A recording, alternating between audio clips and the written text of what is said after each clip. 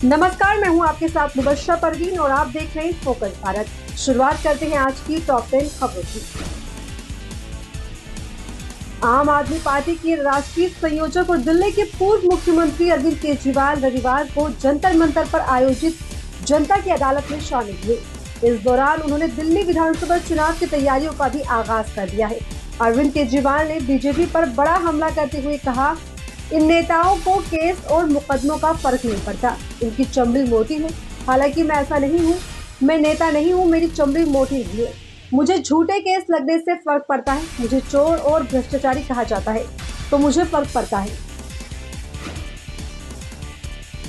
Quad शिखर सम्मेलन में Bharat, America, Japan और ऑस्ट्रेलिया के राष्ट्रीय अध्यक्ष शामिल हुए। इस बार क्वाड शिखर सम्मेलन अमेरिकी राष्ट्रपति बाइडेन के गृहनगर डेलावेयर में आयोजित किया गया था। इस दौरान क्वाड नेताओं ने संयुक्त बयान जारी किया। इसमें सभी नेताओं ने आतंकवाद और हिंसक उग्रवाद की सभी रूपों और अभिव्यक्तियों में स्पष्ट रूप से निंदा की।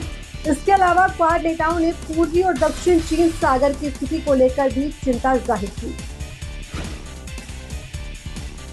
हरियाणा के मुख्यमंत्री नायाब सिंह सैनी ने कांग्रेस नेता कुमारी सैलजा के बीजेपी में शामिल होने की खबरों पर प्रतिक्रिया दी है। उन्होंने कहा, कांग्रेस दलित विरोधी है, कांग्रेस दलितों का सम्मान नहीं करती। अगर कोई दलित नेता कांग्रेस में आगे बढ़ना चाहता है तो कांग्रेस उसे कुचल देती है। कुमारी सैलजा कोई छोटी मोटी नेता नहीं है, वो कांग्रेस की बहुत बड़ी नेता है, दलितों की नेता है। इसलिए अगर उन्होंने मुख्यमंत्री बनने की मांग की तो उन्होंने क्या गुनाह कर दिया। सीएम सैनी ने आगे कहा कि कांग्रेस पार्टी परिवारवाद में फंसी हुई नजर आती है, वो परिवारवाद में आगे बढ़कर नहीं सोच पाती। तिरुपति बालाजी मंदिर के प्रसाद मामले को लेकर बिहार में भी सियासत तेज हो गई है। गया में शनिवार को केंद्रीय मंत्री जीतन राम मांझी ने कहा कि इसकी जांच होनी चाहिए।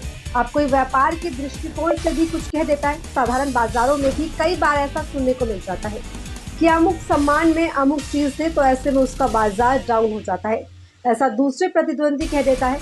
तिरुपति में कुछ लोगों ने ऐसा किया है। कांग्रेस अध्यक्ष मल्लिकार्जुन खड़गे शनिवार को जम्मू कश्मीर पहुंचे।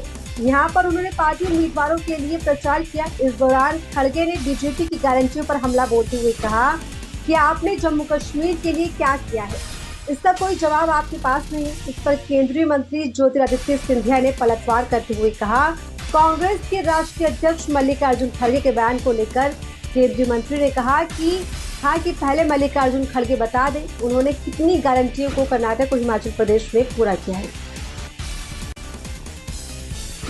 संसद पर हमले के आरोपी आतंकी अफजल गुरु और मुंबई सीरियल ब्लास्ट के दोषी याकूब मेमन की फांसी को लेकर एक बार फिर नेशनल कॉन्फ्रेंस के उपाध्यक्ष उमर अब्दुल्ला की प्रतिक्रिया सामने आई है। उमर अब्दुल्ला से अफजल गुरु और याकूब मेमन की फांसी को लेकर कुछ सवाल किए गए थे, जिस पर जवाब देते हुए उन्होंने कहा कि जो हुआ सो हुआ, मेरे जवाब देने से वो वापस नहीं आएंगे, न मेरे जवाब देने से वो खुलेगा। दरअसल अब्दुल्ला दललन टॉप सीएम अब्दुल्ला ने कहा लागू है। महाराष्ट्र के अवध जिले के नंदगांव पेज में स्थित होने वाले पीएम मित्र मेगा टेक्सटाइल पार्क का प्रधानमंत्री नरेंद्र मोदी ने 20 सितंबर को वर्धा से वर्चुअल भूमि पूजन किया।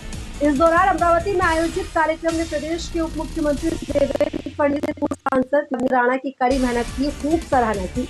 इसी के साथ देवेंद्र फडणवीस ने अपनी तारीफ सुनकर नवनीत राणा के आंसू छलक गए।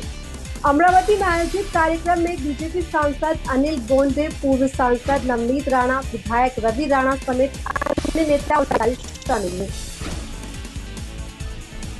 तिरुपति मंदिर प्रसाद धाम के पीठाधीश पंडित धीरेन्द्र कृष्ण शास्त्री की पहली प्रतिक्रिया सामने आई है। उन्होंने इसे सनातनियों के खिलाफ एवं षड्यंत्र करार दिया और कहा कि भारत के सनातनियों का धर्म भ्रष्ट करने की पूर्ण रूप से तैयारी की गई है।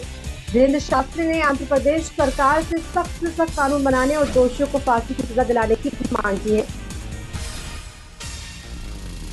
हिमाचल प्रदेश के शिमला जिले के संजोली मस्जिद में अवैध निर्माण का विवाद जगह प्रदर्शन हो रहे हैं। मंडी, कुल्लू, बिलासपुर के बाद एक बार फिर से 2 बजे सिरमौर जिले की शिमला में भी का आह्वान किया। इस दौरान भारत सरकार से वक्फ बोर्ड को समाप्त करने की मांग भी की जाएगी।